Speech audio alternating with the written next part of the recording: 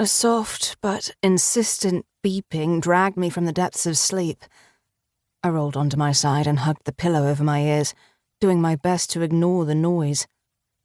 It took several minutes and half a dozen more beeps for the realization to hit.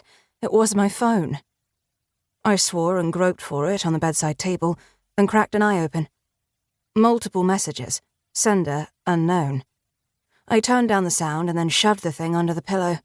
It was 3 in the goddamn morning, and it had been a very long day. The last thing I needed was random text at this hour. The phone started vibrating instead. I swore again, grabbed it, and hit the messages button. 20 of them had come in the last 5 minutes, and all had the exact same wording. You need to get out of the apartment. Now. My pulse skipped several beats, and then galloped on. While it was possible these texts were misdirected, I wasn't about to ignore them. Not after all the shit that had gone down lately. I pushed into a sitting position, then sent back, "Who is this?"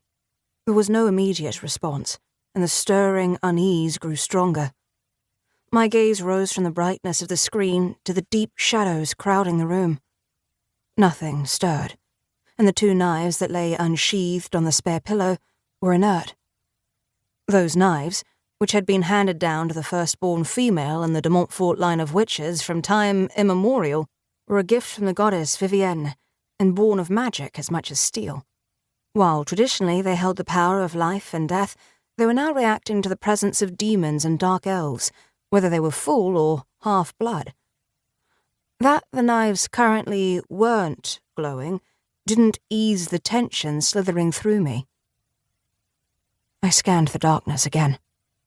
I was sleeping in my brother's room because mine still had a great gaping hole in the roof, thanks to the demon-spawned witchling who'd tried to bring the entire building down on top of me.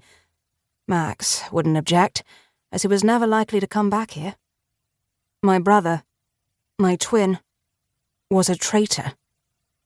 He was working with Darkside, the dark reflection of Earth that existed on a different plane, a place where demons, dark elves, and multiple other nasties lived, to bring down the current royal family in order to claim the throne and reinstall witch rule.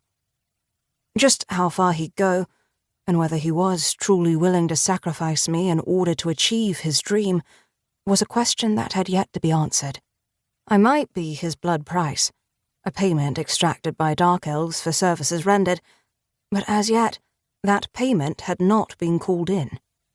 I wanted to believe that it wouldn't be, that Max would, in the end, value me more than his dreams of domination. The saner part of my soul, the part that ran on practicality rather than emotion, said it was a vague hope at best. Tears stung my eyes. I scraped a hand across them, then glanced at the screen as it beeped again. "Who the hell do you think?" A smile tugged at my lips. I could almost hear the annoyance running through Max's reply. "Then why are you texting from an unknown number?" "So I can't be traced, by you or by others." Meaning he suspected we were aware of his duplicity. But did he know about Winter? I had a sudden suspicion no one had as yet told him about his lover's death, or that I was the one responsible for it. I had no doubt his responses would be a whole lot more emotional if he was aware. Others being Darkside? Again, there were several beats before his reply came in. "Yes." "Why would you be worried about them tracing you when you're working with them, brother?"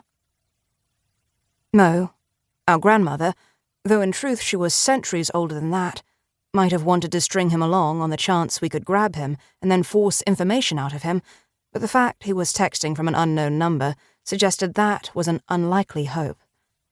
Not now that he'd claimed the sword in the stone, at any rate. That sword had for centuries chosen countless witch kings before the last of them had handed human royalty both the crown and the means of stifling any magical assault. Max might not be aware the sword he held wasn't the true king's sword, but it was, nevertheless, a powerful symbol to all those who believed witch rule needed to be restored, no matter what the price or the cost.